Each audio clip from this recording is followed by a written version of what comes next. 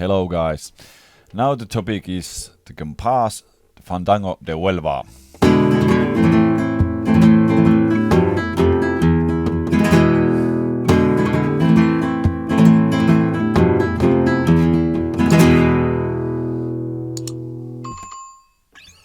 What's up?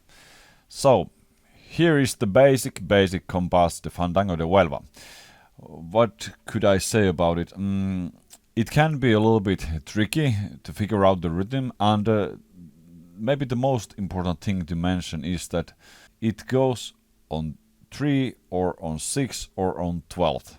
It depends on the situation. The Compás itself is the structure reminds me the 12-beat Compás.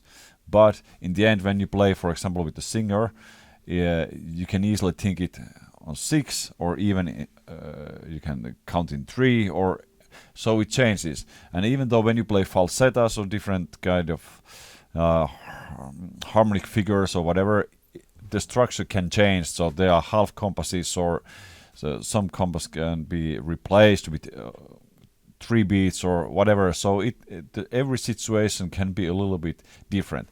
Of course, there are lots of traditional material that are really logic and it's easy to handle. But I'm seeing this myself as it can be a little bit like farruca, that every fandango can be a little bit different. But anyway, this is only my feeling, how I felt during my career as a flamenco guitarist. And of course there are much wiser people, for example in Spain, who can explain you better this. But the idea is that the structure with the Compás is quite logic, and that there are hundreds of letras, the lyrics what you can play with the similar structure. The point is that if you face the situation where you are uncertain that how this goes rhythmically, how this should be counted, I mean, if it's shorter than 6 or 12 or whatever, don't be surprised. It's totally normal with this palo. But anyway, let's go further. The basic chords are, for example, the E7 and A minor, and of course kolpe comes. Okay, so the first line goes like this.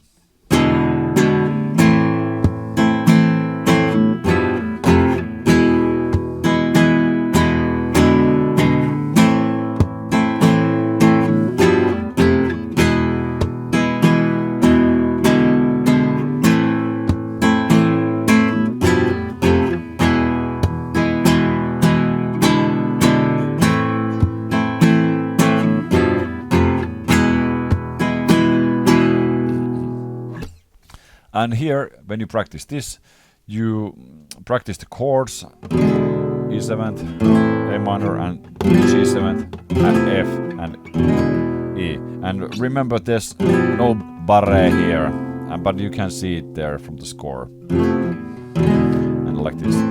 And kolpes are really important too. You can hit them with your ring finger, or you can use 2. In this case, I prefer 2 fingers. It gives a little bit more body to the sound, so I use this.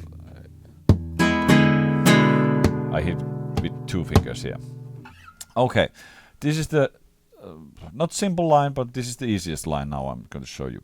And the next line is, the chord changes are more or less the same, but you just have to play a little bit more with your index finger. So it goes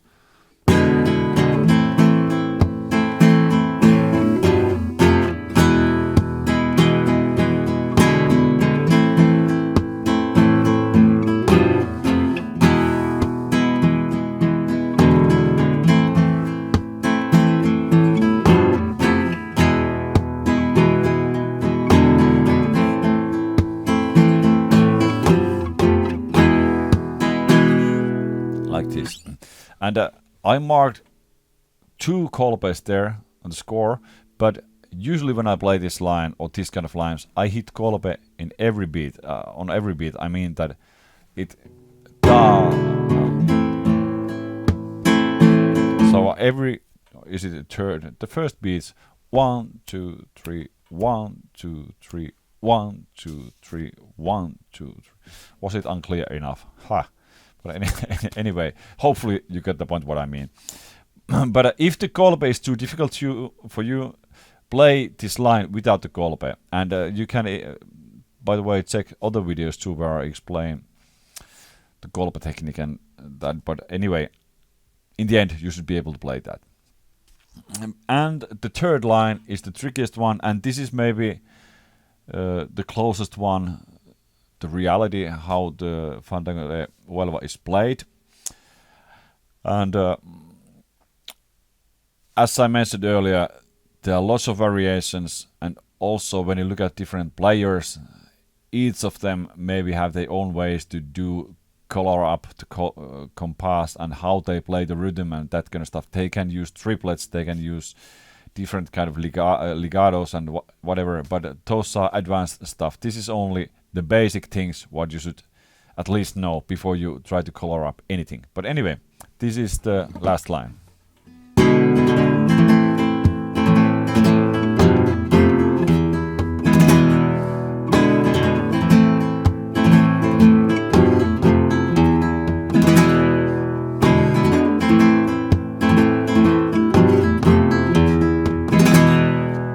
Like this.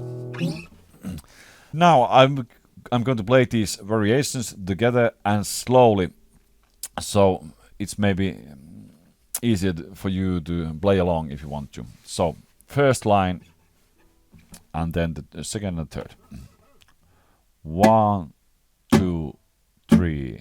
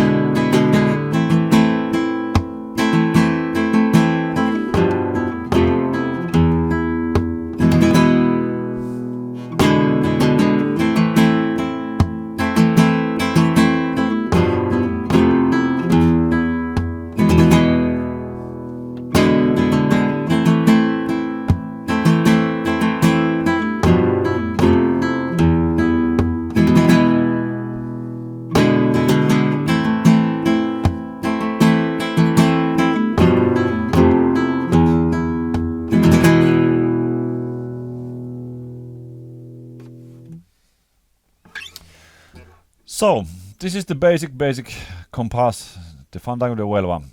3 ways to play it. And remember, slowly, with the metronome, take care of every note and the sound, that you can hear everything well. And if you have questions, comments, please write them down there. And see you in the next video. Keep on practicing and do it well.